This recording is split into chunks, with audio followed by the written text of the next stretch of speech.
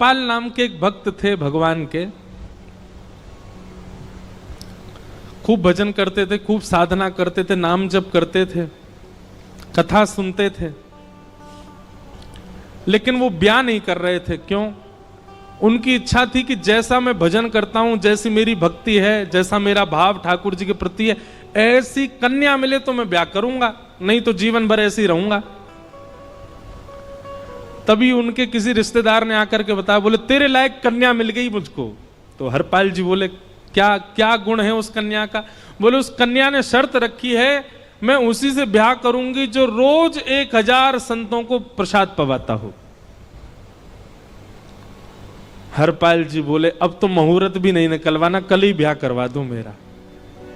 ऐसी कन्या से तो मैं बिना मुहूर्त के ब्याह करूं। मुहूर्त उसके संग देखा जाता है जिसके संग यह संकोच हो या फिर यह दुविधा हो कि पता नहीं जीवन कैसा चलेगा। इससे तो मुझे भरोसा है बढ़िया जाएगा मेरा जीवन, इसी से ब्याह करा दो। कन्या ने शर्त रखी, हरपाल जी हम आपसे ब्याह तो कर रहे हैं पर हमारी शर्त मंजूर है ना, रोज 1000 संतों को प्रसाद पवाना पड़ेगा। बोला मैं निश्चित करूंगा, आप ब्याह कर लो। और ब्याह हो गया। हरपाल जी रोज 1000 महात्माओं को प्रसाद पवाते। अब देखो, अगर कोई संकल्प ले ले कि मैं 1000 महात्माओं को प्रसाद पवाऊंगा, अगर 100 महात्मा ज्यादा बढ़ जाएं, 200 महात्मा ज्यादा, उनको मना करेगा क्या? वो तो फिर अपराध बनेगा उससे। प्रसाद पवाने का संकल्प लिया तो जितने आए सबको बैठाने की जिम्मेवारी उसकी। ऐसी कथा में भी होता है, कथा में जितने लोग आए सबका स्वागत होना चाहिए, सबके लिए स्थान पर्याप्त होना चाहिए। कई जगह प्राइवेट कथा करा, हम तो मना कर देते, मत कराओ भैया, आपको अपराध लगेगा। क्यों? वैष्णव को पता चला कि कथा हो रही, वो सुनने आ गया, जगह नहीं मिली या फिर वो बैठ नहीं पाया, तो खाली रहे भले ही स्थान, पर फिर भी स्थान बड़ा रखो ताकि कोई भी आए तो कोई रहे ना कथा से, नहीं तो कथा कराने वाले को अपराध लगता है। वैष्णव बिना सुने चला गया। तो हरपाल जी ने नियम ले लिया, रोज 1000 महात्माओं को भोजन कराते। अब 1000 की जगह कभी कभी 1200 भी हो जाते, 1300 भी हो जाते, 1500 भी हो जाते, लेकिन हरपाल जी करते कुछ नहीं थे। कमाई का कोई जरिया नहीं था, केवल दादा परदादाओं की पुश्त से जो उनके पुश्तैनी धन था उसी को ही खर्च करते जा रहे थे। 1 साल तक बढ़िया चला, 1.5 साल बढ़िया चला, लेकिन 1.5 साल बाद धीरे धीरे धन खत्म होने लगा। जैसे ही धन खत्म होने लगा, हरपाल जी बड़ी चिंता में आ गए, क्या करें। पत्नी को नहीं बताते थे। क्यों? बोले इससे तो शर्त लगी, इसको क्यों बताऊं अपना दुख, इससे तो शर्त मेरी यही शर्त थी कि रोज 1000 संतों को भोजन कराना। तो हरपाल जी ने बाहर जाते और दुकानदारों के यहां से जाकर के कर्जा लेने लगे। वो पुराने संपन्न थे तो किसी ने कर्जा देने से मना भी नहीं किया, सब देने लगे, बोले ले जा। इतना कर्जा कर लिया, 6-7 महीने तक कर्जे में भी उनके संत सेवा बंद नहीं हुई। 6-7 महीने बाद मांगने वालों ने मांगना शुरू किया, बोले हमारा दो, हमारा दो, हमारा दो। किसी का नहीं दे पाए तो पूरे नगर में ये हो गया कि भैया हरपाल जी अब पहले जैसी स्थिति में नहीं है, कर्जा इनको देना बंद करो, ये देते ही नहीं है पैसा लौटा करके।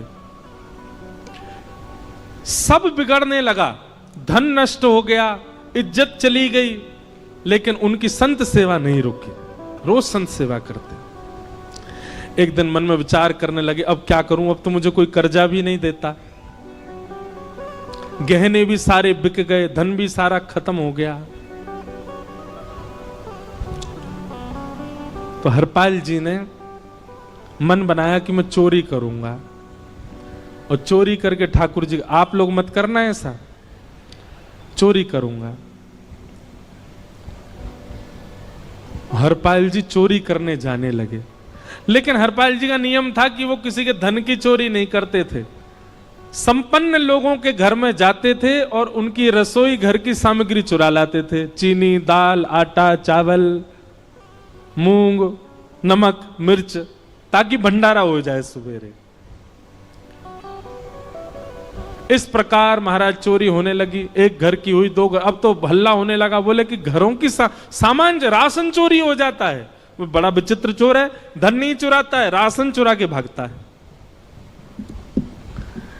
ऐसी चोरी होने लगी महाराज।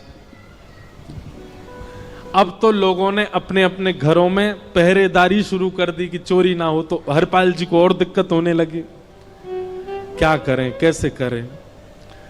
धीरे धीरे हरपाल जी इस स्थिति में आ गए कि अब संपन्न लोगों के यहां उन लोगों को ढूंढते जो ना कभी संत सेवा करते ना वैष्णव सेवा करते, और उन लोगों के यहां जाकर के थोड़ा बहुत धन चुरा लेते, स्वर्ण चुरा लेते। करना कुछ नहीं, अपना घर नहीं बनाते थे, बसाते थे, संत सेवा करते थे। ठाकुर जी रीझ गए हरपाल से। ठाकुर जी बोले, देखो ये सब चोरी कर करके और मेरे संतों को पवारा है। ठाकुर जी बोले, इस पर अनुग्रह करने जाना है। भगवान सिंहासन से उठ करके तैयार होने के लिए गए और बढ़िया महाराज नकली सी मूछ लगा करके, ऊपर सिर पर पाग पहन करके और थोड़ा पेट सा बाहर निकाल के, गले में खूब सारी जंजीर डाल के, हाथों की हर उंगली में अंगूठी पहन करके, सोने की जूतियां डाल करके, कौंधनी सोने की पहन करके, और एक बैंत समझते, वृद्ध लोग लेकर के चलते, बैंत, सोने का मड़ा हुआ बैंत लेकर के ठाकुर जी तैयार हो गए, एक सेठ जी बन गए। लक्ष्मी भैया ने पूछा, भगवान बड़ा सुंदर स्वरूप धारण किया, कहां जा रहे हो? बोले, अपने भक्त से मिलने जा रहे हैं। रुक्मणी जी बोली, मैं भी चलूंगी। भगवान बोले, तुम मत चलो, तुम उसको पहचान नहीं पाओगे, तुमसे अपराध बनी जाएगा। बोले, नहीं नहीं, भक्त दर्शन करने मैं तो जाऊंगी। भगवान बोले, जल्दी तैयार हो जाओ। सब लोग इधर देखो, वहां से कोई सामग्री आ रही है, कथा यहां हो रही है, इधर देखो, और फिर हम आंख बंद कर लेंगे, चाहे आप कहीं देखो। आंख खुली है तो हमको ही देखो। रुक्मणी जी एक सेठानी बन गई, ठाकुर जी सेठ जी बन गए। और दोनों ने मन में विचार किया कि हरपाल जी को दर्शन देना है। और यहां हरपाल जी की स्थिति क्या थी? अब संत सेवा के लिए कहीं से भी धन नहीं मिल रहा था। तो हरपाल जी एक मार्ग पर जाकर के बैठ गए और सोचने लगे, कोई धनवान यहां से निकलेगा तो उसको लूट लूंगा और लूट के भाग जाऊंगा, सारा धन संत सेवा में लगा दूंगा। तभी उस मार्ग पर कोई और तो आया नहीं, ठाकुर जी सेठ बन करके आ गए। और महाराज खूब सारे गहने पहन करके, पाग बढ़िया सोने की जड़ाऊ पाग पहन करके, ऐसे वस्त्र पहन करके, और छम छम करते चलते आ रहे हैं। उन गहने ही बज रहे हैं ठाकुर जी के।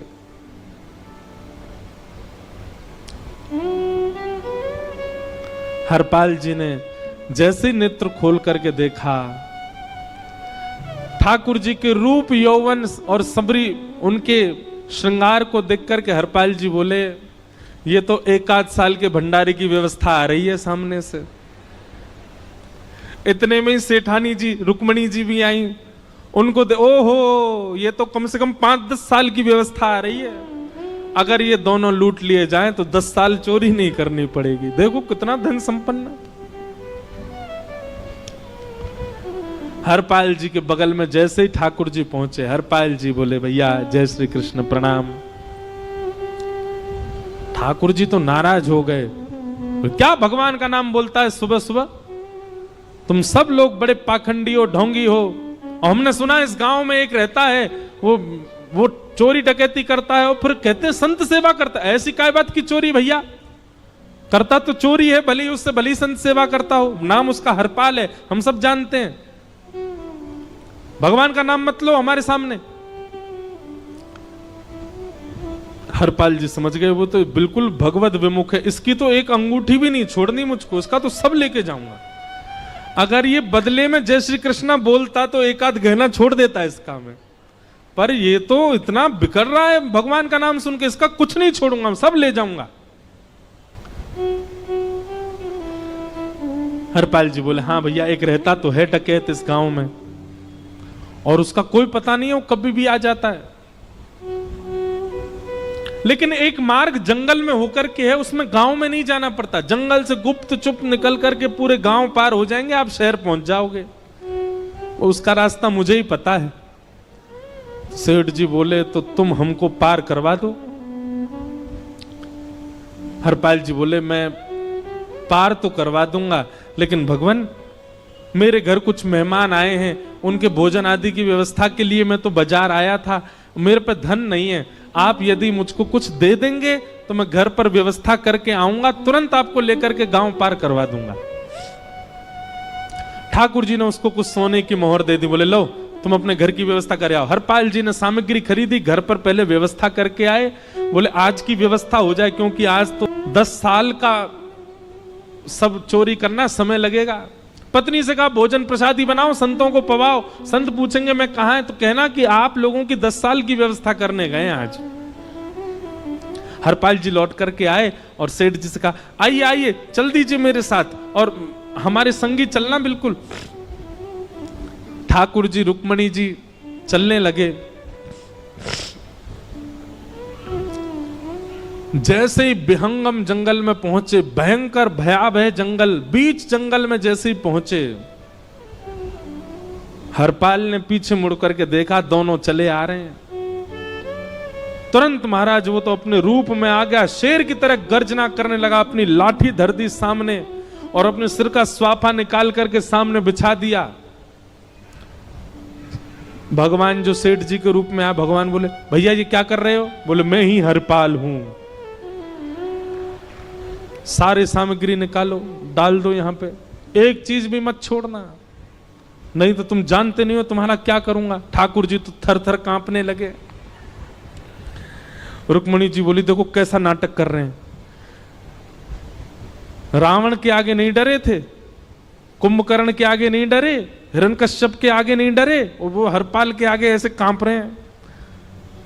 भगवान तो मन की सब समझ जाते हैं, कौन ही मारने, वो तुम भी कांपो क्यों? बोले भक्त है भैया, ये हमारो भक्त है। अनुब्रजाम में हम नित्यम पूये ये तन्य रेणु भी, इसने हमारे लिए सब गवा दिया, हमारे वैष्णव संतों के लिए सब लुटा दिया, इसके आगे भयभीत होने में कोई लज्जा नहीं।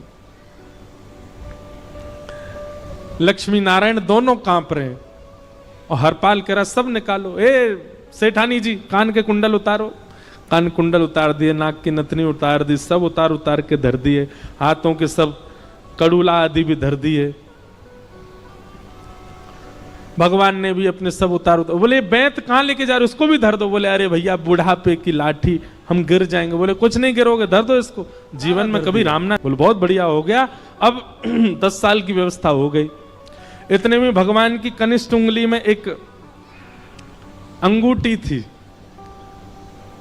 हरपाल बोला ये कहां बचा के ले जा रहे हो, उसको दो। बोले अरे भैया ये तो बहुत बचपन की हमारी अंगूठी है और ये आज तक हमारी निकली ही नहीं है और ये निकल ही नहीं पाएगी, इसको बाहर हम निकाल ही नहीं सकते, इसको तो रहने दो हमारे पास। बोले तुम क्या जानो, इस अंगूठी से कम 1 हफ्ता संत भोजन होगा और तुम पे तो दया करनी नहीं है। चिल्लाए थे मुझ पे जय श्री कृष्ण बोलने पर, निकालो इसको। भगवान खूब प्रयास करें, वो नहीं निकले तो हरपाल जी ने उंगली पकड़ी, बोले इसको काट देता हूं मैं, तुम्हारे पास उंगली रहने का कोई काम नहीं है, तुम उंगली से करते ही क्या हो। और महाराज जैसे ही उंगली पकड़ करके काटने का मन किया, वो काटने ही वाले थे, इतने में ही द्वारिकाधीश भगवान शंख चक्र गदा पद्म धारण करके प्रकट हो गए सामने। रुक्मणी जी महालक्ष्मी के रूप में प्रकट हो गई और दोनों ने अपने अंक में हरपाल को भर लिया। हरपाल जी समझ नहीं पा रहे ये क्या हुआ, दूर हटे। बोले नाथ, हम साक्षात द्वारिकाधीश, ये साक्षात रुक्मणी तुम्हारी भक्ति से प्रसन्न होकर तुमको दर्शन देने आए हैं। हरपाल जी घुटने के बल बैठ गए, रोने लगे, सर रख दिया चरणों में, पटकने लगे। बोले नाथ, मैंने अपने नाथ को लूटा, आज मैंने अपने स्वामी के साथ डकैती कर रहा था, मैं अपने स्वामी की उंगली काटने पर मजबूर हो गया था, इसका मतलब तो मैं पापी हूं। मेरा पाप इतना प्रचंड हो गया कि मैं आपके रूप को नहीं पहचान पाया। भगवान ने हृदय से लगा, नहीं हरपाल, तुमने कभी अपने लिए प्रयोग थोड़ी किया, तुम तुम्हारी पत्नी भूखे सो जाते हो लेकिन संतों को भूखा नहीं जाने देते। ठीक है, उसके लिए भले ही तुमने वह गलत मार्ग अपनाया जो नहीं अपनाना चाहिए था, परंतु उसमें उद्देश्य कोई और तो नहीं था, मेरे जनों की सेवा ही तो थी, मेरे वैष्णवों की सेवा। और देखो हरपाल, एक मेरी बात सुनो, आज तुम्हारे मन में ग्लानि होती है कि तुमने दूसरों का धन हड़प करके और उससे संत भोजन कराया। वास्तव में इसका विधान शास्त्रों में यह बताया गया, जिसके धन से भोजन बना और संतों ने पाया, परोसा भले ही किसी ने भी हो, कार्यक्रम भले ही किसी ने भी कराया हो, पर धन जिसका लगता है पुण्य उसी को मिलता है। तुमने तो अपने गांव के, शहरों के उन लोग जो कभी संत सेवा नहीं करते थे, उनके धन चुरा चुरा करके उनको पुण्य बांटा है। तुमने कुछ गलत नहीं किया है। हां, अपने प्रयोग में यदि लेते तो पाप हो जाता, लेकिन तुमने तो एक रत्ती भी अपने प्रयोग में नहीं ली, सब संतों में लगा दी और जितने लोगों का धन चुराया उन सबको पुण्य प्रदान कर दिया। हम तुमसे बड़े प्रसन्न हैं। हरपाल जी चरणों से लिपट गए, बोले नाथ आप बड़े कृपालु, बड़े दयालु।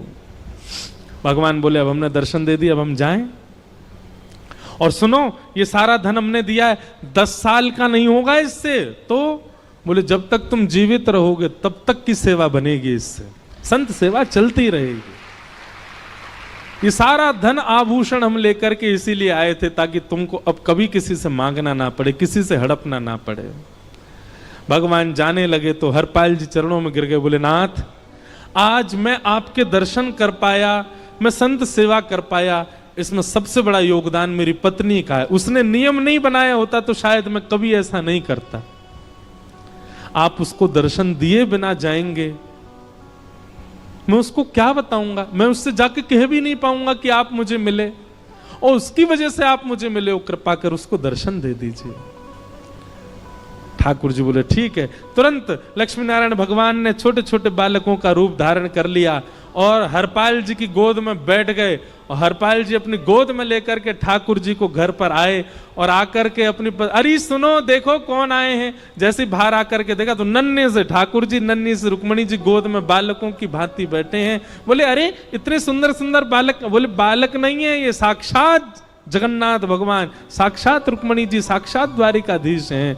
तुरंत ठाकुर जी अपने रूप में प्रकट हो गए और दोनों दंपति को दर्शन दे करके भगवान वहां से प्रस्थान कर गए। बोलो भक्त वत्सल भगवान। तो एक भक्त जीवन संगी का प्राप्त होना भगवत दर्शन तक ले जा सकता है आपको।